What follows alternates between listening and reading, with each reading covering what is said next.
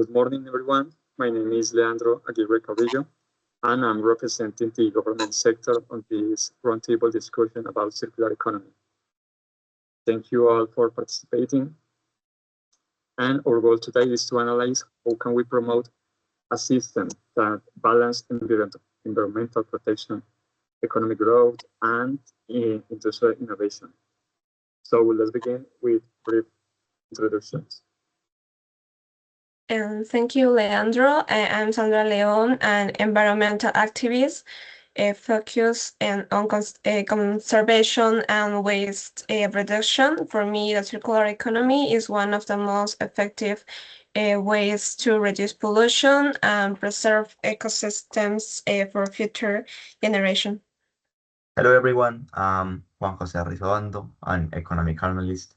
I'll focus on the financial side of the transition, how feasible it is, how it can stimulate competitiveness, and what challenges we must face to make it economically sustainable. Hello, nice to meet you all. I'm Isabel Gillert, and I represent the industrial and manufacturing sector. My perspective focuses on production, technological barriers, and the costs industries face when adapting to circular practices. Hi everyone, I am Nour, Ketati, consumer advocate. My role is to bring the voice of the people, how the circular economy affects our buying habits, awareness, and the way consumers perceive sustainability. Perfect. Thank you, everyone.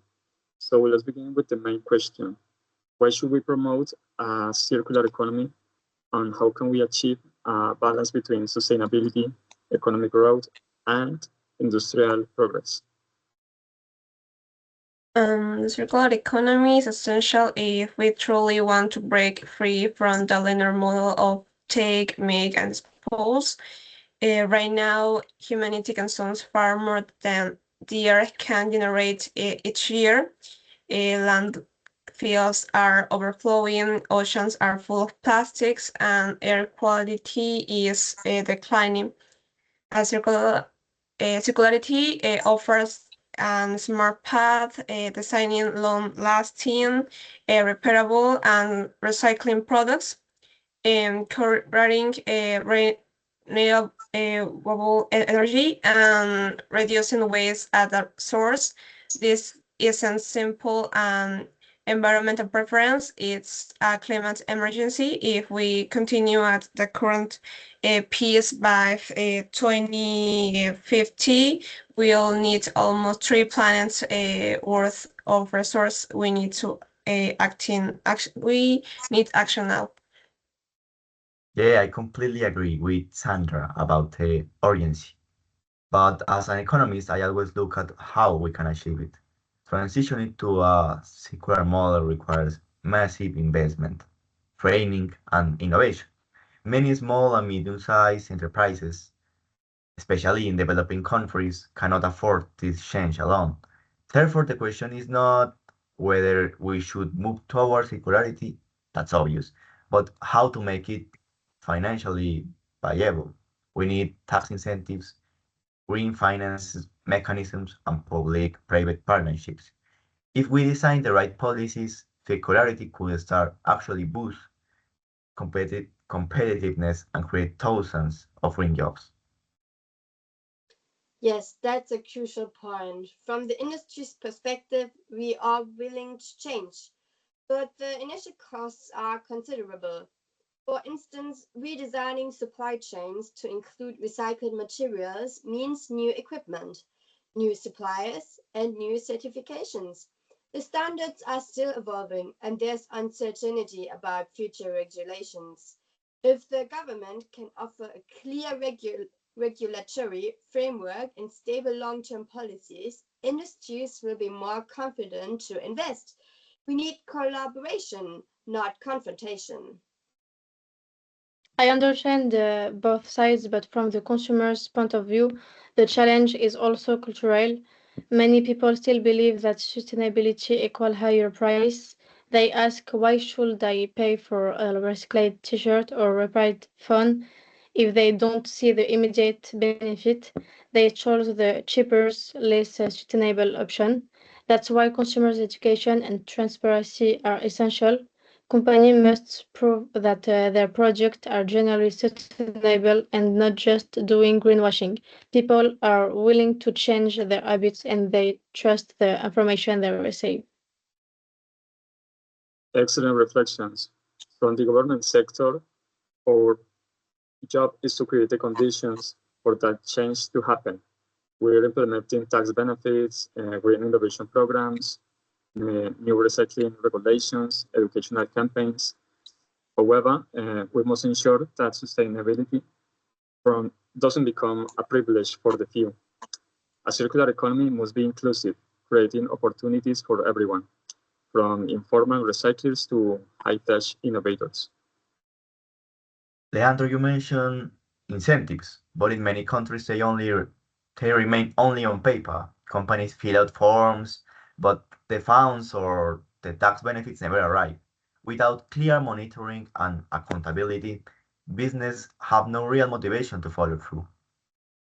You're right, Juan. Implementation has been uneven. However, we are now developing public-private partnerships to improve this.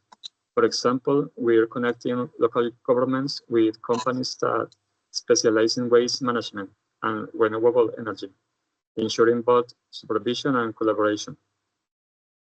Yes, partnerships are indeed key. In our sector, when governments promote recycling centers, eco-design training, or green certification, it reduces our costs and risks. Instead of punishing non-compliance, we should also reward innovation.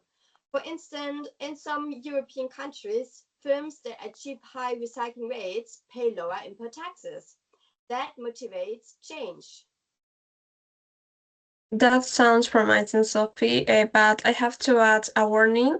A certification can easily become marketing tools if they're not transparent. We need indicators that measure the entire life cycle of a product from raw material, extraction to disposal. Recycling is good, but it's not enough if the production process still pollutes rivers or consumes massive amounts of energy. Absolutely, Sandra. Consumers are often confused by vague label, eco, natural, organic. Who verifies those claims? There should be standardizing labels with clear comparing information, maybe a scoring system that shows a project's carbon footprint, recyclability, and durability. And beyond that, we need environmental education. If children learn from school that waste has value and that choice matters, future generations will consume differently. I like that idea. An informed consumer pushes the market to innovate. When demand changes, supply follows. Economically, the circular economy can increase efficiency, using fewer resources, saving energy, and reducing dependency on imports. But we also create metrics to measure success, not just GDP, but social and environmental returns. Exactly.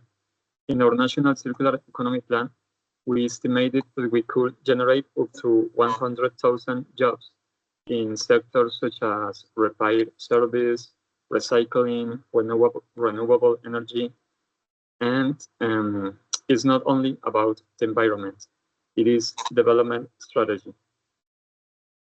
I'd add that circularity can also make businesses more resilient. When supply chains were disrupted during the pandemic, companies that reuse materials or produce locally recovered faster. That's a strong argument for industries still hesitant to change. Yes, and resilience applies to nature too. A healthy ecosystem provides clean water, fertile soil, and raw materials, all of which the economy depends on. The circular economy is not a luxury, it's a self-preservation. And as consumers, we have power too. If we choose repaired electronic, recycled packaging, or second-hand clothing, we send a clear message. to the market. Circularity starts in our home, not just in factories. So from the industry side, I'd like to propose 3 key actions. First, implement eco-design, creating products that are easy to repair, disassemble, and recycle. Second, promotes recycled materials through shared databases so companies can buy and sell recovered resources easily. And third, collaborate with green startups, which often have the innovative technologies we need to make the transition faster and cheaper. Those are good points. I will add that we must strengthen environmental education at all levels, school, companies, and communities. People must understand that recycle alone won't save us. The priority should always be reduce and reuse before recycle. And we should empower consumers to participate actively. Imagine if stores reward people for returning packaging or if apps offered points for repairing instead of a replacing product. This small incentive can change behavior quickly. Well, from an economic viewpoint, I think all of these ideas need to be backed by sustainable financial models. We need green investment funds, tax credits, and measurable indicators for social and environmental impact. If investors can see that circular businesses are profitable, capital will flow naturally into the sector. Excellent contributions. From the government side, our role is to be a facilitator, not an obstacle. We can support innovation by simplifying bureaucracy, offering low-interest loans for green projects, and ensuring fair competition. At the same time, we'll establish regulations to prevent exploitation and ensure transparency. Our goal is to create an economy where environmental responsibility and economic opportunity grow together. That's the kind of collaboration we need. One where everyone has responsibility. Government sets the framework, companies innovate, and citizens make conscious choices.